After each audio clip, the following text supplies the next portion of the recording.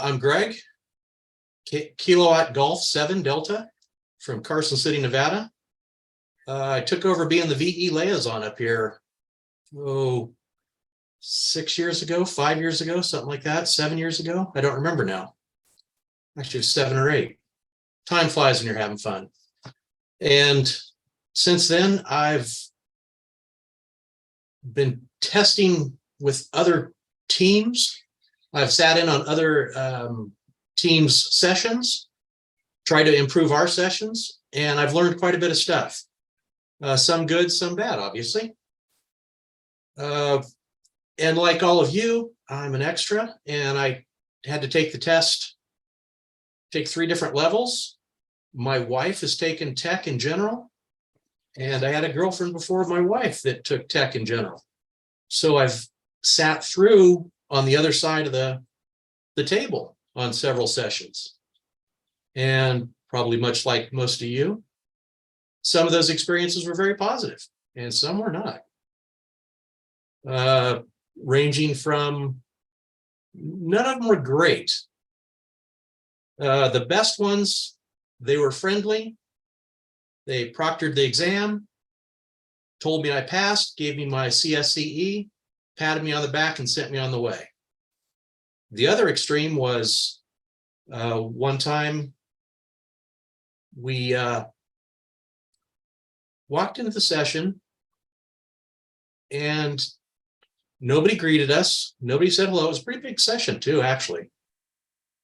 And I got the feeling that we were really imposing upon these VEs to expect them to hand us the paperwork and to grade our papers, and it was really imposition on them. And I left thinking, that's not a good welcoming into ham radio. And we had a lot of experiences in between. So now what I do, I try to greet everybody at the door. I shake hands, greet everyone in person. And I try to introduce my entire team. Everybody's very nervous coming into exams, obviously. So we try to put them at ease a little bit. You talk to them a little bit. We don't jump right into the exam. We take a little time, get to know everybody. We usually ask people, hey, why are you looking to become a ham? And as you would expect, we get lots of different answers. I don't know if there is one big thing, but the one biggest thing we do know is that, as all of us have found out, there's a lot of stuff about ham radio, a lot of directions to go, a lot of fun ways to have fun. And there is no way a new ham could know about all that. So we try to give them a little introduction, tell them, hey, what caught your eye? Did you know you can do this? Do you know you can do that? We talk to them quite a bit. And then when we administer the exams, there again, we try to be very friendly, help them get everything filled out properly. Something else I found is the ARL and the FCC in particular can be very picky about the paperwork. Good example is one time we had a gentleman, it's a government test, right? A lot of you guys have taken a lot of government tests.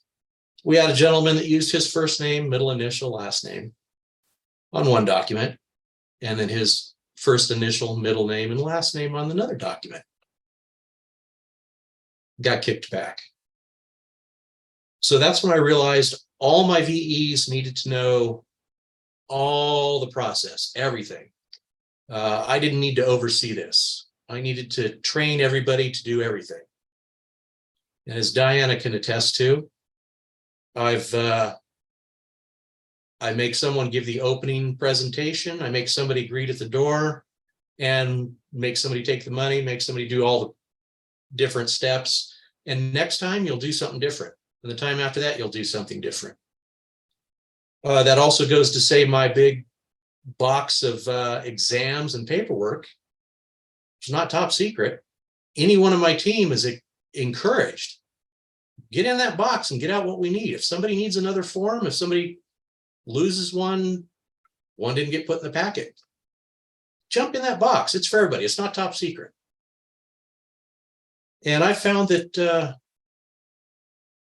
I had several VEs when I first took over and started doing this, said, I'm a volunteer. I don't do this. That's your job. I come, I grade test, I eat donuts, and that's all. And I said, okay, well, don't need to call you next time, because I need somebody who can do everything. I want somebody who can handle the job.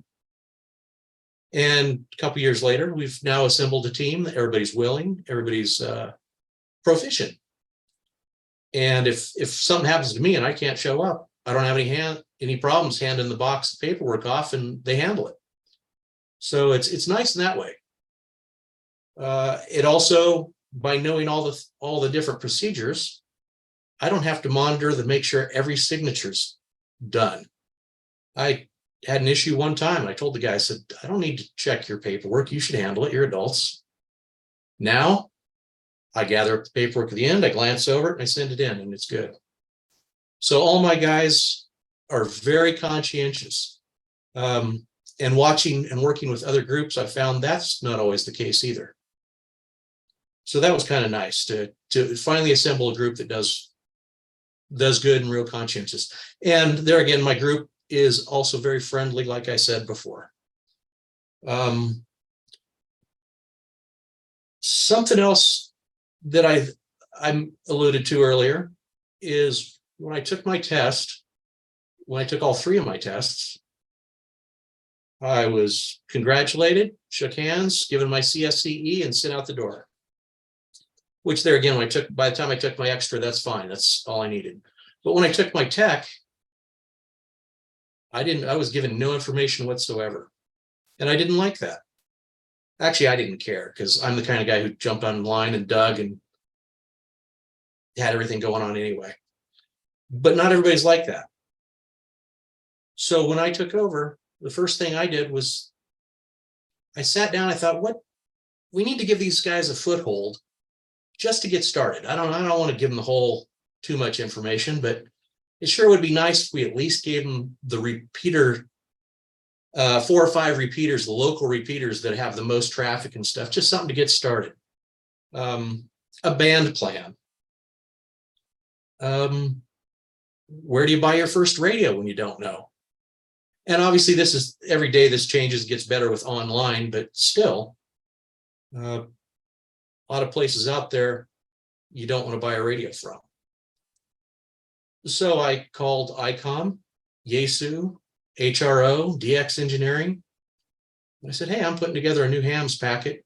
Could you send me a catalog? And I was flat amazed that most of the companies sent me catalogs. A couple of radio companies sent me boxes of stuff. They sent me hats, pins, tablets, stickers, all kinds of foo-foo stuff, band plans, and United States maps and grid squares, which were 2 of the big ones that everybody loves. So I put it all together in just a plastic bag, and I typed up a quick thing of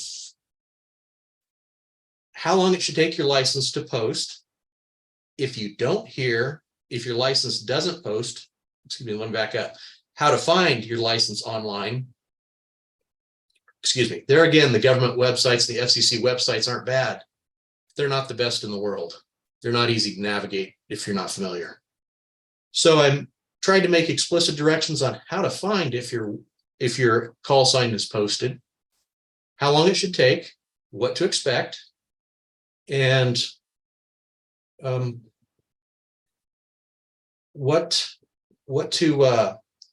long, if it doesn't post in a certain number of days, and this has changed over the last 7 years, if it doesn't post in a certain number of days, here's my email address. You contacted me, but just in case it's not handy, here it is. Contact me. I'll help you find it. There again, not my session. I've not had a problem yet.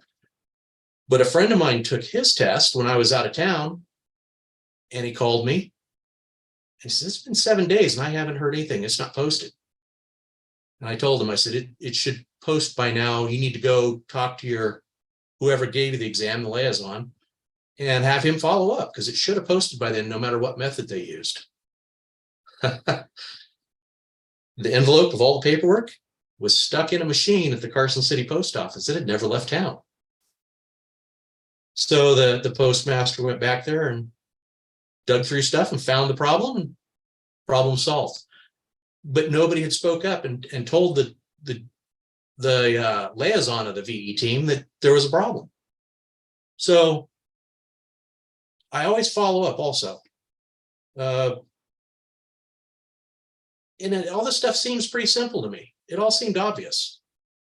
But yet I still talk to other hams, and somebody contacted me that had taken their session somewhere else. I said, hey, my license hasn't posted, blah, blah, blah. And I said, it should have posted by now. Contact them and let's see. He says, I don't know how to get a hold of them. They didn't give me that information. Well, you got a hold of them somehow to take the test. So use those means and track them down again. So we try to do things a little bit differently. And we've had some positive results. We've had a lot of positive comments. I'm sure some people come through our testing session and say, oh my God, these guys talk too much. I just want to take the test and go home. I don't care about all this. You know, two sides to every coin.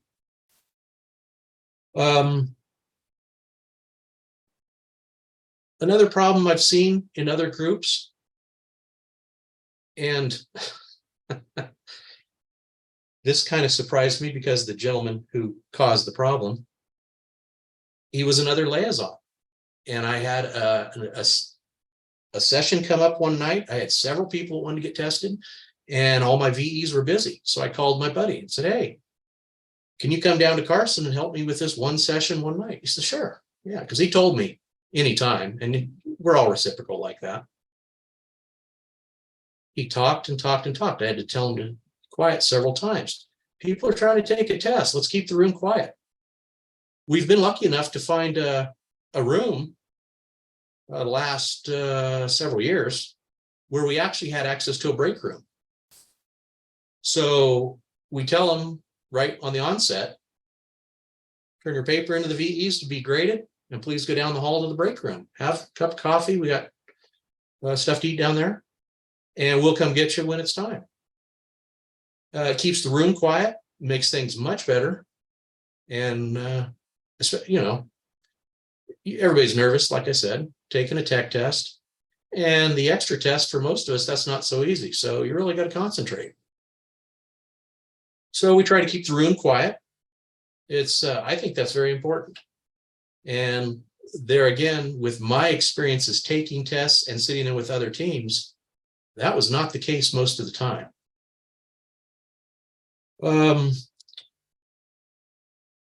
And after everybody's turned in their exams, and I don't give the tickets, the CSCE out as people pass.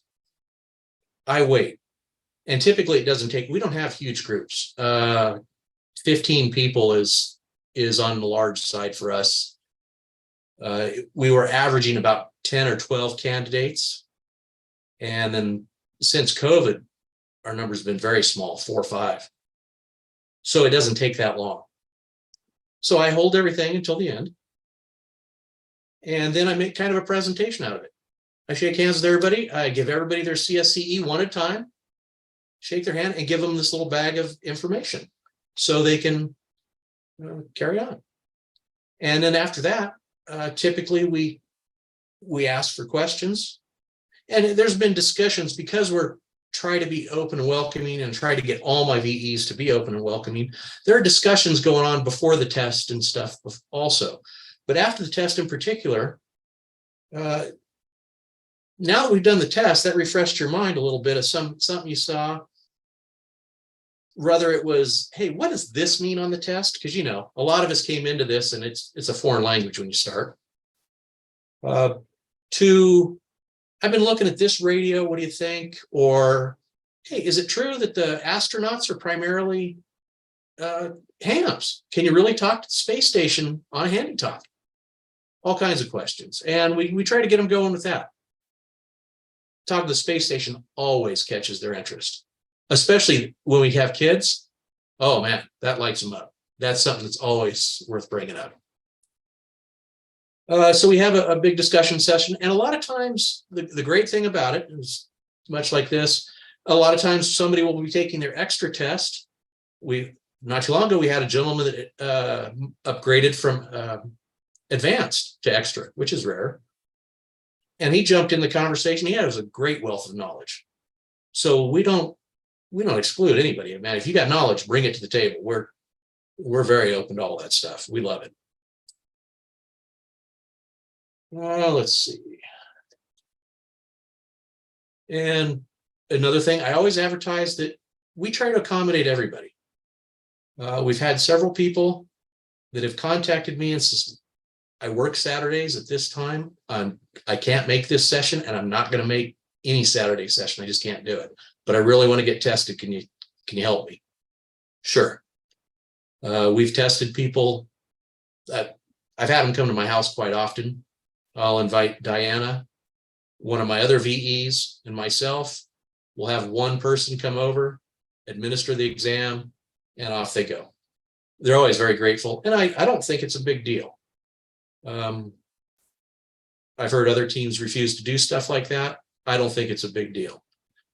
Sometimes when I get one person, I always advertise on the noon net or anywhere I can. Hey, we're going to do an exam session this Wednesday evening, 6 o'clock, whatever. Is there anybody else who wants to test? Hey, we're doing one. Why not do 5? And a lot of times we'll get another person or two wants to upgrade. Hey, yeah. And you'll find that this happens more often when the extra pool or the general pool is about to expire.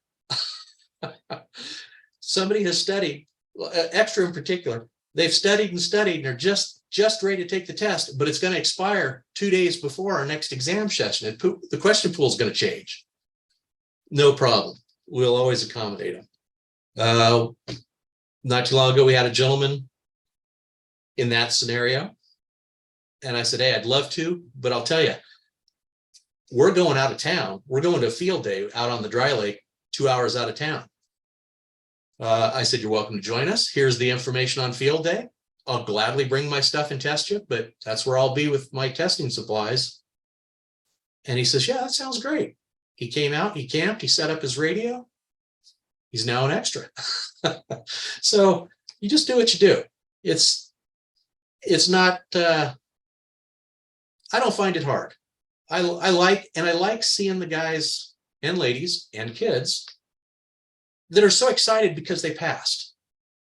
And, we all get that excitement because we passed. And then it's that, oh my, now we've opened a big door. And I like seeing them excited when they look through their paperwork and stuff that I've handed them and say, oh, okay, good. This is what I needed. This will get me started. We always tell them, if you just bought a brand new radio, bring it. We'll help you program it. And that's something that I've seen that I didn't like the way other clubs did, that I do differently. We won't program it for you. We will help you and teach you to program your radio. You need to know how to push the buttons and put that frequency in there. You need to know how to work it right there on the front of the radio with your finger. We can all do it on computer. I mean, we can all have our buddy plug it into their computer and put a bunch of repeaters in that we have no idea what they are. I don't see the use in that. I'm not against programming by computer once you know how to program your own radio. And once you are proficient and need a lot of repeaters, perhaps if you live in an area with a lot of repeaters and you use a lot of repeaters, it's very tedious to plug in a lot of repeaters by finger. But I think everybody needs to know how to do that. And one of the reasons I came to that conclusion is my introduction to ham radio was trail communications and off-road. And I can't tell you the number of times we would be in the middle of somewhere, and my buddy who's been a ham a long time, he say, hey, we can work such and such repeater. It's 150, 147, or it's whatever frequency and whatever PL tone. And about a third of us reach down, go, do, radio check. Got it. It's great. And a third of them go, oh, I don't have any idea how to put anything in my repeater. That was annoying then. Everybody needs to know how to do that. It's simple. Let's see. And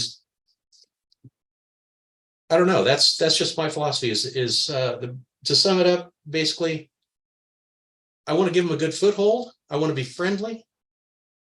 I want to give them a good introduction into ham radio, because it can really sour you when your first introduction to ham radio is a bunch of old guys that don't seem to want to know you, don't seem to want anything to do with you. So at that point, let me ask Diana, being one of my VEs and working my sessions, if she has anything to add. Diana? You got to unmute your mic, Diana. Push to talk.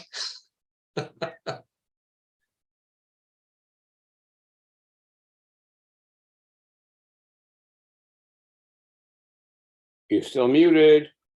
Okay, sorry, everybody. I couldn't get my mouse pointer to the right place. As Greg was talking, I think it reminded me of some of our VE sessions where we actually had families testing, and that is always really exciting for me. I like to see that the young kids and the mom and the dad all get to do radio together, and they're all testing together, and they all prepare together. That's pretty cool. I also remember a time when after a test, there was some discussion, and one of the people was an off-roader, and they had some questions about the difference in the frequency spacing between California and Nevada. And they actually had gone online before and looked at the information, and they had a question because what they saw online didn't match what they had been studying for their exam. And that was a great question, because when we looked at what the theory was, or what it should be, and then we noticed that it kind of gotten forgotten. And so it was a great question. And then Greg did some more research, and we found out where the challenges had been, how things got kind of moved around, and he took care of it. So that changed it for the whole state. So we were back into our usual where we should be.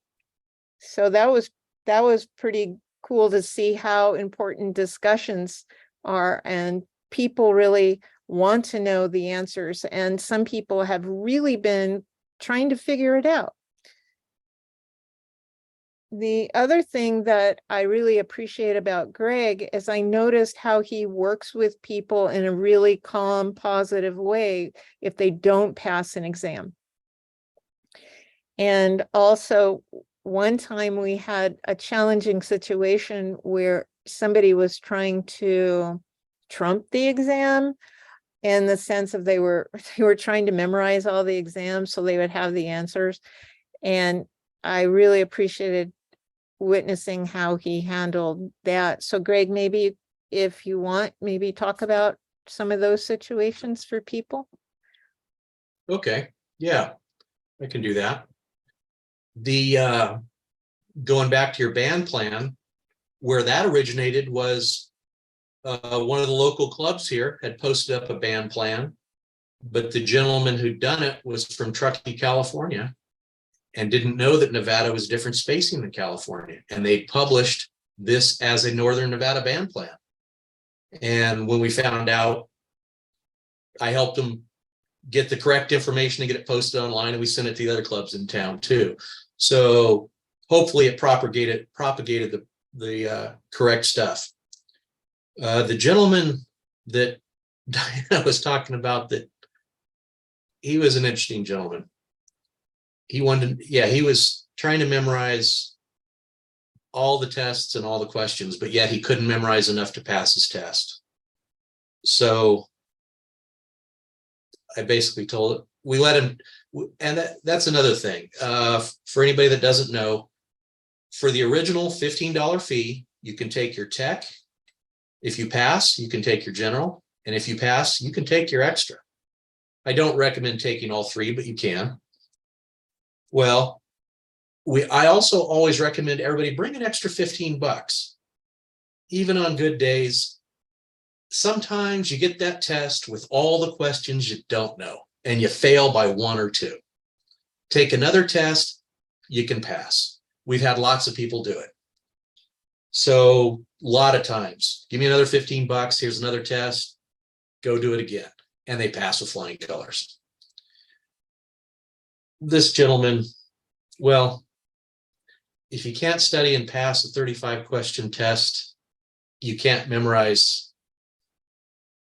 I guess there's almost an infinite number of tests with the software that generates them. So it was ridiculous.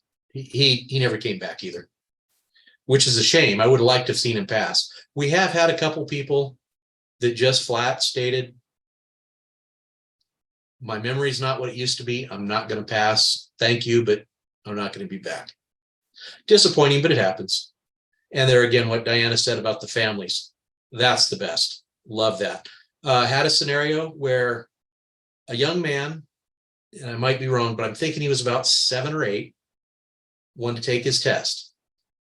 And when he was doing his homework at the kitchen table, he had mom helping him study while she's cooking dinner, and the older sister's doing her homework. And obviously being the younger, or the older sister, I think I said younger, the older sister. And like always, by the time he was the youngest, by the time he absorbed the information enough to pass, mom and his sister were ready to pass too. So they all came and took their tests and passed. It's a lot of fun. It's very enjoyable to be a VE. It's very enjoyable to take part in these sessions. Diana, is there anything else you can think of that?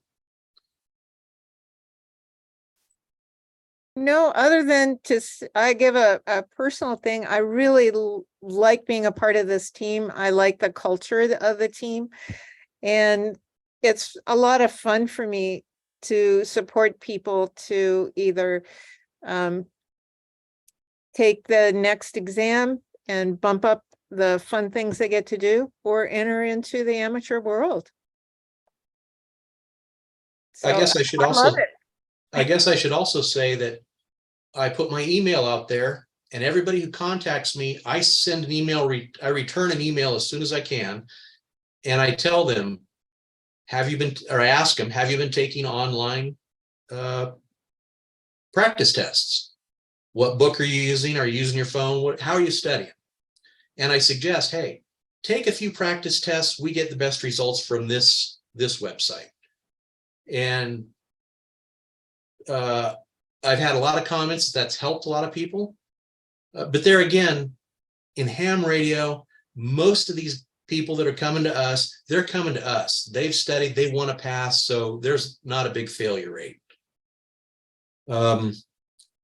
I guess if anybody else has questions, does anybody else have any questions? I have a comment and a question.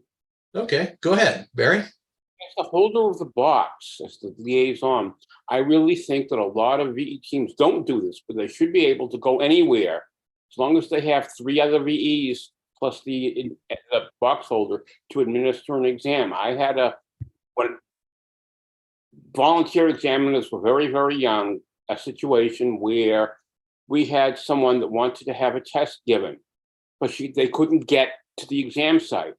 and ARRL steadfastly refused to give them the exam. And then I had to call and explain to them why. This person was confined to an iron lung because she had polio 6 hours a day, and they just couldn't transport her at the times that the exams were given.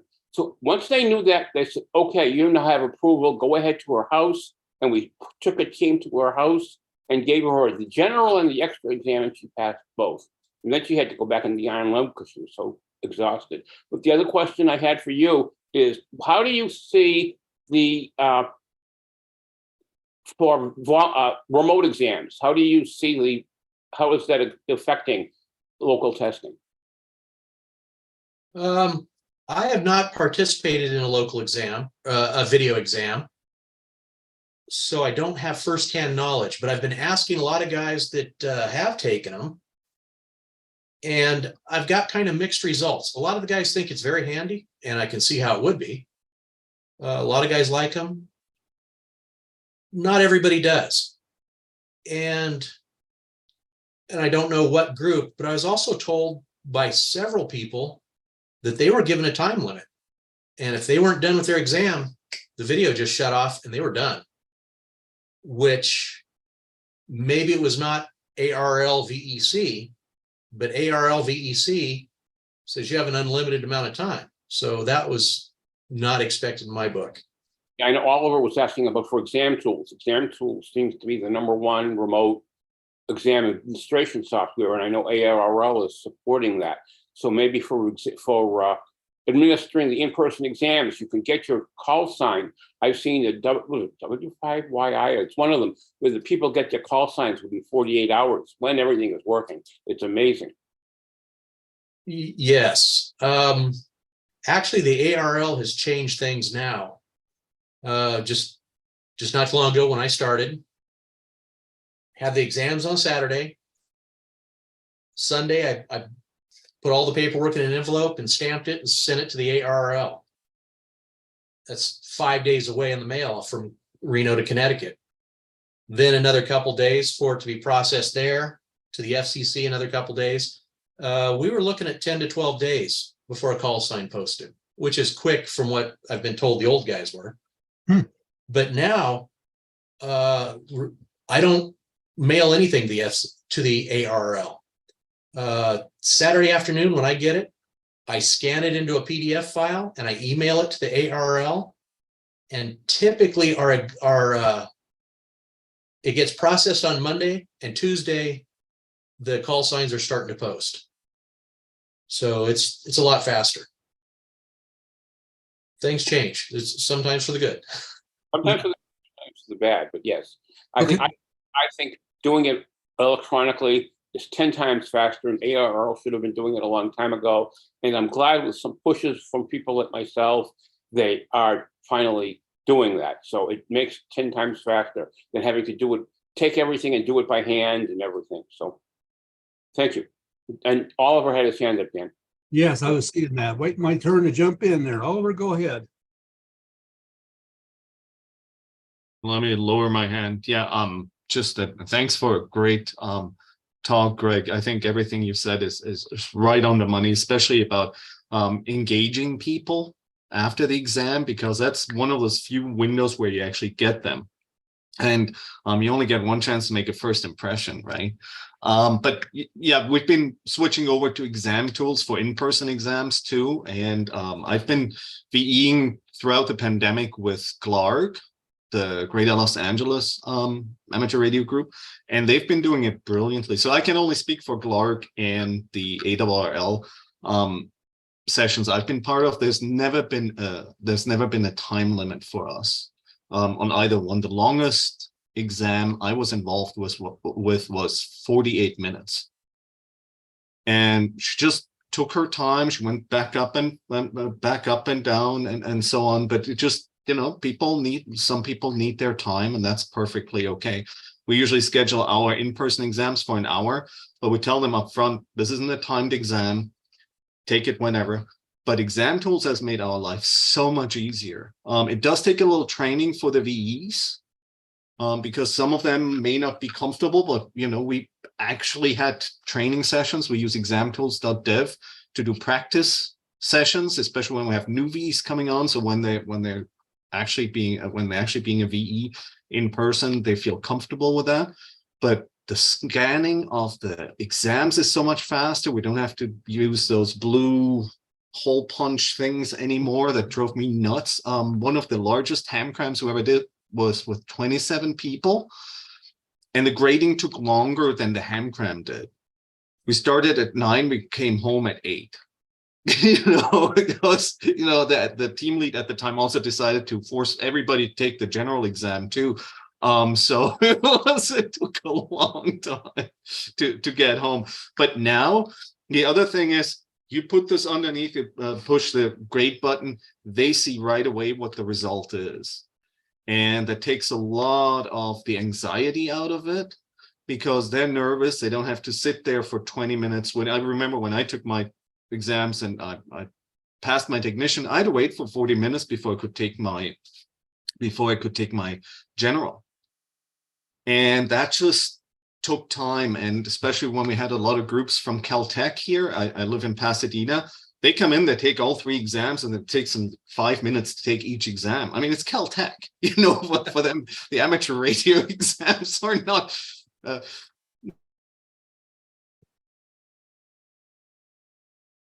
Well, for some reason, you froze up and dropped out there.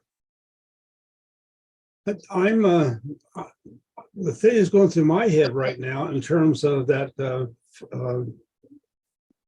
program stopping on you, is it might have been the free version of Zoom, because if they're using the free version, it only goes for X amount of time. I think it's 45 minutes or something like that, then it will stop. And if that's what they're using, they're not going to get an endless times. They need to fork out the $15 or whatever a month and have it full bore.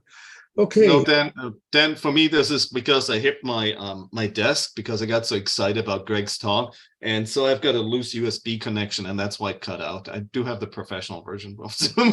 But the point there is, I think I've said enough. If anybody wants to use exam tools, feel free to reach out. I think it's very easy to learn.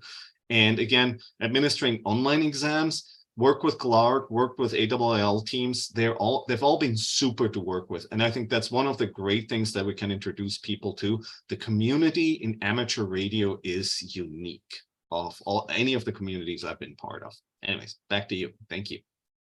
All right. Thanks. And back That's to a good you. suggestion. I've not used that software. I was not familiar with it. I'll look into that. Exam tools is great. Okay. Another thing, I do have a question about follow-up. When you obviously give people information that 99% of the VE teams don't do, what would you suggest we, as leaders in the amateur radio community, most of the people on here, do with these new licensees? Right now, there is zero follow-up. There is no postgraduate exam. They need to learn more than just FM repeaters, what a technician can do. But most of the clubs that give exams have no, although some do have a new ham net, but the people don't know what questions to ask. And Right. I know there was a book, What Do You Do Now? I haven't seen that in print for a long while, but that's what we need. We lose 80% of the people that pass their exams. It's not, we need to retain these people. They're fresh, they're motivated. And once they get patted on the back and sent on the way, we lose them because we don't do any follow-up. I'd like to comment on that, please. Yeah, that's a good point. We haven't done it for a while. For a year or 2 years, one of my VEs, who's a very good teacher, he's been a professor, and he's just a good teacher. He was having new hams classes, and we were doing it 2 weeks after the exam session, because at that time, that's about how long it was taking licenses to post. And that way everybody had their license. We'd go to a park and set up, and everybody pushed the push to talk button and talk to each other. Just some very basic introductory stuff. At one particular session, we had several generals, and Diana set up her HF radio. There happened to be a QSO party going on. Everybody sat down and made a contact or two at the QSO party. So it worked out good. There again, got most most of the people that showed up at those showed up multiple times. And most of them I hear on the radio. So I'd like to think it worked.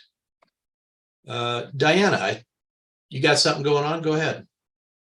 Yeah, I was going to say I really appreciated the introduction to the amateur community.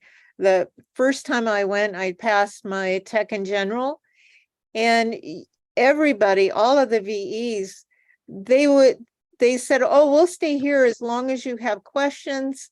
And they answered. I think we were there an hour and a half, and we just had a really good time, because not only did I get my questions answered, but things that I would never have thought of, they brought up and we talked about. Also, I then got invited, to connected into the community, and you helped me a lot. And, the other person, David, he brought me out into the field.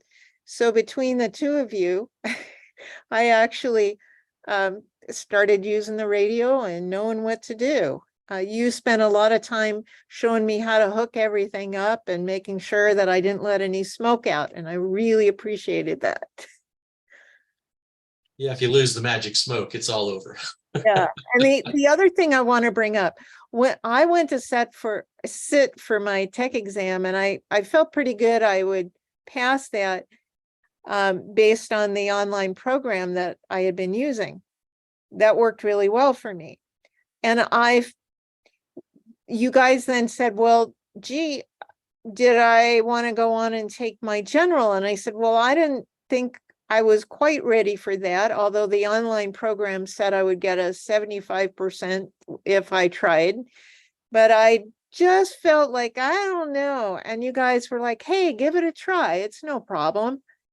And that gave me the courage to actually sit down and try, and I passed it. So, and I've seen our team do that with people every time, knowing as a VE, knowing what people might stand a good chance of really passing, that next level, and what people you don't want to necessarily bring it up because they probably won't. They need to go and study.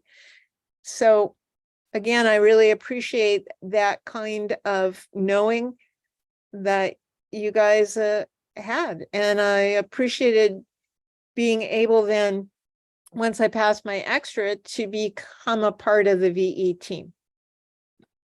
We're glad to have you. Yeah. I see Ed's got his hand up. Give me just a second here, Ed, and I'll get to you. I wanted to comment on you talking about one of the things we've done is we've gone out and set up portable at parks or out in the deserts where we usually go, but at the parks too, and invited all the new hams for a QSO party. And when you go out with me, the rule is you make one contact. You can make as many as you want, but you're going to make one. Everybody pushes the button once. So we've done a lot of QSO parties, and I'll tell you another tool about teaching newbies, PSK 31. Same exchange, same everything as phone or CW, except you can sit there and talk and click away and read the screen, and they can visually see while you're explaining and they're asking questions. It's a great teaching tool. Works good. With that, I'll go to Ed. Ed's got questions. Hello there. Well, with being an official relay station for the National Traffic System, one of the things we do at our VE sessions is we keep track of everyone who passed. And once they get their license, we look it up and we will send them a radiogram, which now gives them the one-to-one relationship with somebody delivering the radiogram. And now you have a person that you can contact, and the new hams are always very excited. I mean, it's very rewarding to actually deliver the radiograms.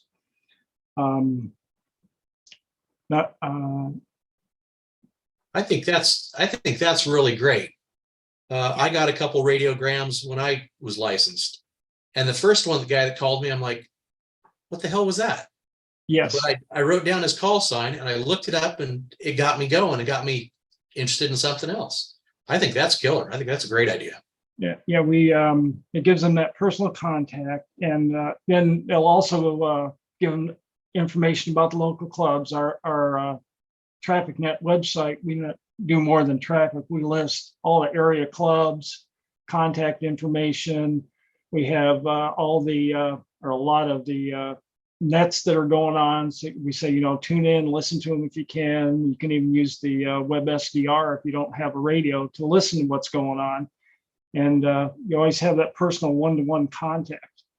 Another thing we do here is we go to one of the local farmers markets once or twice a month, and it gives the new hams an opportunity to actually come out and meet some of the people that they're talking to that do the radiograms. And it's not the Traffic Net that does the farmers market. It's really the MROG unit that does it. So it's a multi-club function. But I have met hams. They come out, they ask questions. None of them really want to get on the radio, but you know, they have a lot of questions, and they're just very pleased to come out and actually meet some people. And that's all I have. That sounds like a great idea. I love that. It's the bottom line is just being engaging. Engage them and get them started. That's, I don't know, once you're engaged, you're hooked. It's easy to get hooked once you get going, but you got to get started. So that's the thing. Do you take email addresses from your candidates when you give the exams? Well, I guess the FCC requires that now, but and unfortunately the FCC said you can't share those, but being able to send out radiograms to email addresses would be fantastic if we could get access to the email address. Well, as being a VE, it's all on the 605. We got their phone number and their email address. That's true. Okay, Yeah. At our sessions, we have everybody sign in and give us their email address. That alleviates the thought that we're harvesting it from something we shouldn't be. They've now given it to us, so that works out good too. Barry, That's something nobody would think of sometimes. Is if you ask permission, it's okay. Yeah. Just like at the hospital, certain information can't be given out, but if you get permission, then it's totally fine. yeah, Barry, can you bring us up to speed? What's going on in chat? We're all up to date in chat, and we're talking about giving away a free club memberships to those that pass a club VE test. Not for maybe for a half a year or a year, but anyone that takes a club test as part of the club, A, if it's a meeting night, should be invited to come to the meetings, and B, they should offer a lot of clubs do. They offer free basic membership for the new people. So that's a good idea. That was being discussed, and that's about everything. There aren't any questions. Okay, back to you, Greg. Well, that's all I've got. So unless somebody has some questions, that's all I've got for you. Okay, Dan, California Dan, you always have a question. Dan had to go outside to do some work, so that's why he signed off in the chat. Oh, he did he? This is unusual. Yep. I said, is it California to go outside and do outside work? No, it's just unusual for Dan to bail out of the session before it's over. I will make one more comment. A lot of the hams I've talked to were introduced to ham radio as a child. Somebody's uncle, somebody's dad, just as a kid, they remember seeing it sitting in a corner and the squeaky noises it made and him talking around the world and all that stuff. And then years later, maybe after they've got gray hair, they came and joined our community. Something that we found, Diane and I have done a couple events with the local club, kids events. Kids have the greatest time. We always have a large printout of the Morse code, a code oscillator. We have also a large printout of the phonetics, and I have them write their name vertically down the side of a paper.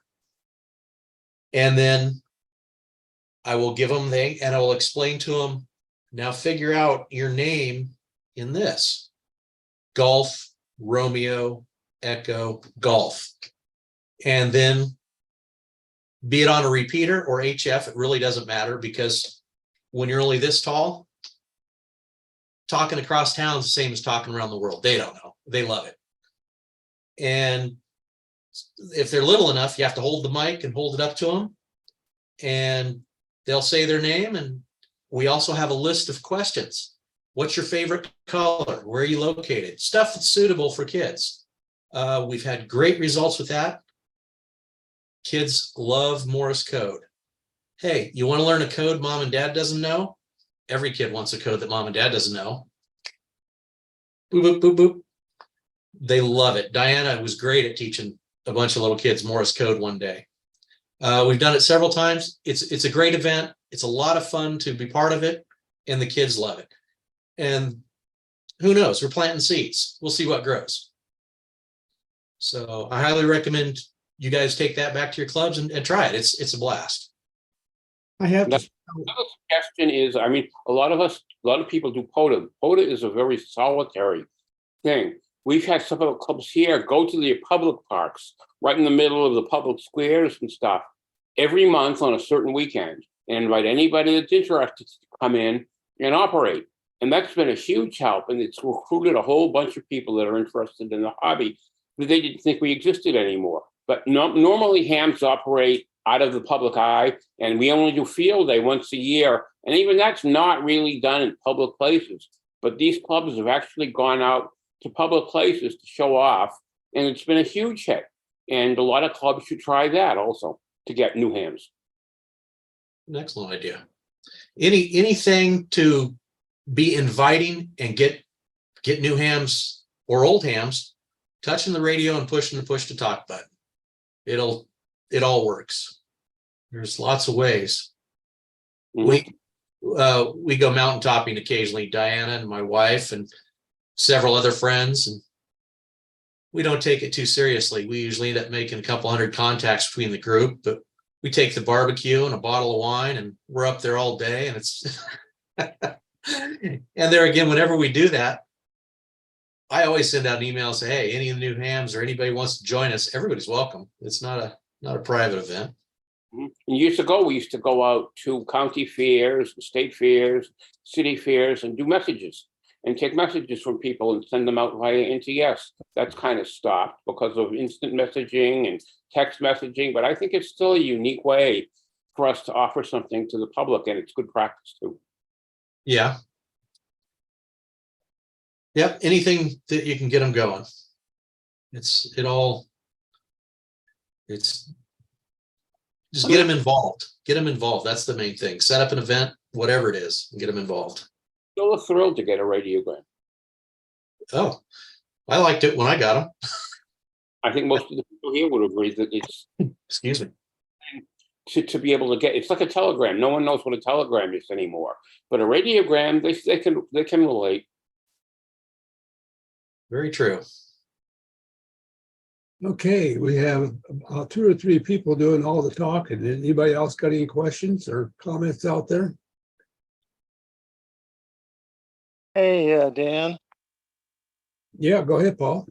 Yeah, ISA in Oregon. I liked when he said he worked up a little packet for people. I mean, he got on the phone and called different companies or emailed them. I went through the database for our city, found families that had 2 or 3 people, usually same last name, identical address, and I sent out about 30 actual US mail things. That was just before COVID.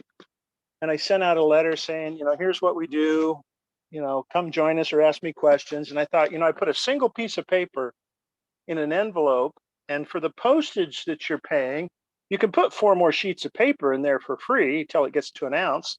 So I put in the local repeaters and some other information, and I got about 6 letters back. The people were very glad to get information. Okay, we've squished out an hour here. Greg's done very good. I appreciate you coming on and doing this, Greg. Thank Yeah. you for having me. Oh, pleasure. Hope to see you back. Is there any more questions out there?